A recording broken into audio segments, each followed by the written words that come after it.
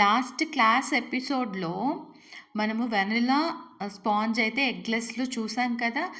ఆ బ్యాటర్‌లో strawberry essence use చేసి మనం స్ట్రాబెర్రీ ఫ్లేవర్ స్పాంజ్ అయితే రెడీ చేసేసుకున్నాం కదా! ఆ స్పాంజ్‌ని యూజ్ చేసి మనం ఇప్పుడు స్ట్రాబెర్రీ కేక్ అనేది ఎలా అసెంబుల్ చేయాలి, లోపల ఫిల్లింగ్స్ ఏమొస్తాయి, ఇవన్నీ కూడా చూడబోతున్నాం. ఓకేనా? సో, స్పాంజ్‌ని పర్ఫెక్ట్‌గా 3 లేయర్స్ ఎలా కట్ చేయాలో ఆల్రెడీ మనం పోస్ట్ చేస్తున్నాం వీడియో. ఆ వీడియో చూసి తెలుసుకోండి. చాలా డీటెయిల్‌గా చెప్పున్నాను ఎలా చేయాలనేసి. ఇప్పుడొచ్చేసి నేను బేస్ మీద కొంచెం క్రీమ్ అప్లై చేసి బాటమ్ లేయర్ పెట్టేశాను. తర్వాత షుగర్ సిరప్, విప్పింగ్ క్రీమ్‌లో కొంచెం వచ్చేసి స్ట్రాబెర్రీ ఎసెన్స్ కలర్ ఉంది కదా! దాన్ని మిక్స్ చేశాను లైట్‌గా. ఇప్పుడు నేను ఇందులోకి స్ట్రాబెర్రీ క్రష్ అనేది వేస్తున్నామన్నమాట ఫిల్లింగ్స్‌లో. ఈ క్రష్ అన్ని ప్లేసెస్‌లో దొరుకుతాయి. ఎసెన్స్ షాప్‌లో, సూపర్ మార్కెట్‌లో దొరుకుతుంది. చిన్న క్వాంటిటీ ఉండేది తీసుకోండి. లేకపోతే వేస్ట్ అయిపోతుంది. ఇది ఎంత అప్లై చేయాలి అంటే సింగిల్ లేయర్ వచ్చేంత వరకి ఒక 2 టేబుల్ స్పూన్స్ లేదా 1 టేబుల్ స్పూన్ అలాగా. మీరు చేసే క్వాంటిటీ బట్టి ఇదైతే హాఫ్ కేజీ కేక్ కాబట్టి ఈ మాత్రం సరిపోతుందనమాట. ఓకేనా? తర్వాత వచ్చేసి వైట్ చాకో చిప్స్ ఇందులో నేను వేసుకుంటున్నాను. అది మీ ఇష్టం, వేయొచ్చు వేసుకోకపోవచ్చు, బట్ టేస్ట్ అయితే అల్టిమేట్ ఉంది. ఇప్పుడు మనము మిడిల్ లేయర్ అనేది టాప్స్ ట్రిమ్ చేసాం కదా, ఆ లేయర్ని రివర్స్ కండిషన్లో ప్లేస్ చేసి పెట్టుకోవాలన్నమాట. ఒకసారి చెక్ చేసుకోండి సెంటర్లో ఉందా లేదా all over sides. Next same steps repeat అవుతాయి. షుగర్ సిరప్ వేసుకొని, తర్వాత క్రీమ్ అప్లై చేసుకొని, తర్వాత క్రష్, ఆ తర్వాత వైట్ చాకో చిప్స్. ఓకేనా? ఫిల్లింగ్స్ అనేది మన ఇష్టం, ఏమైనా పెట్టుకోవచ్చు. బేసిక్గా స్ట్రాబెర్రీ కేక్కి ఇదే అనమాట మినిమల్. దీంతోపాటు మీరు చాకో చిప్స్ వేసిన తర్వాత కొంచెం మిల్క్ మేడ్ అవి కూడా అప్లై చేసుకోవచ్చు ఇఫ్ యూ వాంట్. ఓకేనా? లేకపోతే మీరు ప్లెయిన్ క్రష్ ఒకటే అప్లై చేసుకున్నా కూడా బాగానే ఉంటుంది.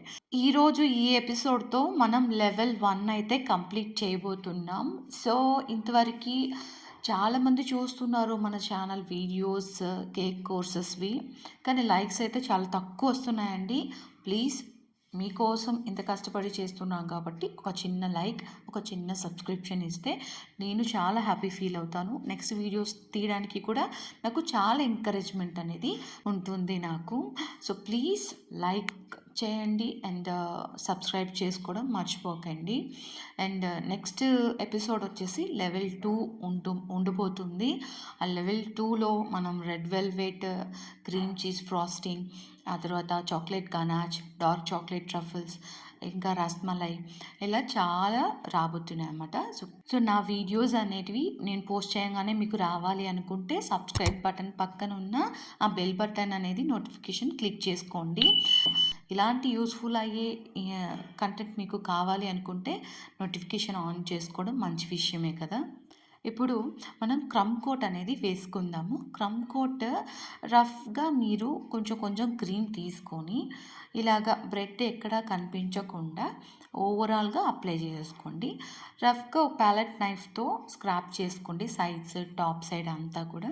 దాని తర్వాత సెకండ్ టైం మనము స్క్రాపర్ తీసుకొని సైడ్స్ ఒకసారి స్క్రాప్ చేసుకుందాం. Top side palette knife. ఈ మెథడ్ యూజ్ చేసుకొని మీరు ఈజీగా కేక్లో షార్ప్ ఎడ్జెస్ అనేది క్రియేట్ చేసుకోవచ్చు.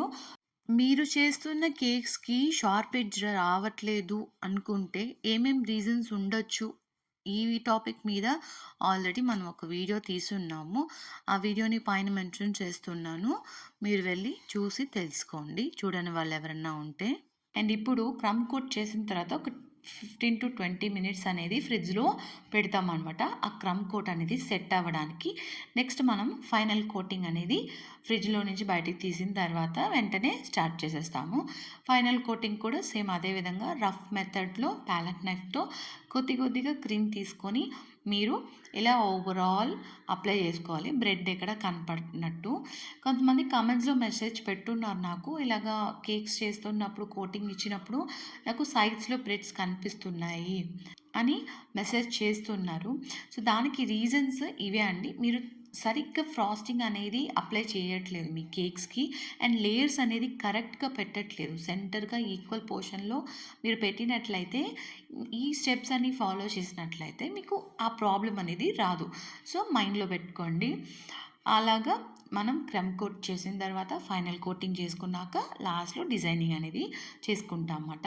ఒకవేళ డ్రిప్పింగ్స్ అవి ఏమన్నా ఉన్నాయనుకుంటే మీరు ఫైనల్ డిజైనింగ్‌కి ముందు ఒకసారి ఫ్రిడ్జ్‌లో పెట్టుకొని ఫైనల్ కోటింగ్ కూడా సెట్ అయిన తర్వాత డిజైనింగ్ చేసుకోవడం మంచి ఆప్షన్. నేను అదే చేస్తూ ఉంటాను రెగ్యులర్‌గా. సో, మీకు చెప్తాం అన్నమాట. బేసిక్‌గా ఒక కేక్ పర్ఫెక్ట్‌గా, స్టేబుల్‌గా అవుట్‌పుట్ రావాలి అనుకుంటే దానికి స్పాంజ్ కరెక్ట్‌గా ఉండాలి. Sugar syrup and whipping cream కూడా మోస్ట్ కీ రోల్ అనమాట. విప్పింగ్ క్రీమ్ స్టేబుల్‌గా లేదు అనుకుంటే ఆ కేక్ ఖచ్చితంగా బాగా రాదు అవుట్‌పుట్. సో, విప్పింగ్ క్రీమ్ మనకు పర్ఫెక్ట్‌గా ఎలా ప్రిపేర్ చేసుకోవాలి అన్న టాపిక్ గురించి మనం వీడియో తీసున్నాము. ఎవరైనా చూడని వాళ్ళు ఉంటే ఒకసారి చూసి తెలుసుకోండి. మీకు చాలా అంటే చాలా హెల్ప్ అవుతుంది ఆ వీడియో. ఎందుకంటే చాలా డీటెయిల్‌గా ఎక్స్‌ప్లెయిన్ చేసున్నాను. ఇప్పుడు నేను కొంచెం ఎలిగెంట్ లుక్ ఇవ్వడం కోసం ప్లెయిన్‌గా ఉండకుండా సైడ్స్‌లో నేను కోంబ్ స్క్రాపర్ తోటి లైన్స్ అనేది క్రియేట్ చేయబోతున్నాను.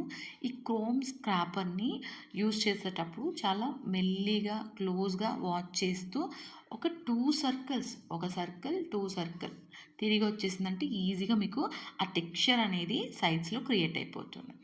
ఇప్పుడు బోర్డ్ అంతా ఈ విధంగా మెస్సీగా కనిపిస్తూ ఉంటుంది కాబట్టి మీరు క్లీన్ చేసుకోండి టిష్యూ పేపర్ యూజ్ చేసి. తర్వాత మనము టాప్ సైడ్ నేను కొంచెం జెల్, ఈ న్యూట్రల్ జెల్ అనేది దొరుకుతుంది షాప్స్‌లో. సో, చిన్న క్వాంటిటీ అంటే స్మాల్ క్వాంటిటీ ఉన్న న్యూట్రల్ జెల్ బాక్స్ తీసుకోండి. దాంట్లో నేను కొంచెం ఫుడ్ కలర్ యాడ్ చేశాను. స్ట్రాబెర్రీదైనా లేదా నార్మల్ ఫుడ్ కలర్ అయినా యాడ్ చేసుకొని మీరు మిక్స్ చేసుకోవాలన్నమాట. దీని కన్సిస్టెన్సీ డ్రిప్పింగ్ కోసం కాబట్టి మనం ఈ విధంగా డ్రిప్పింగ్ వేసుకునేటట్టు వీలుగా ఉండాలి.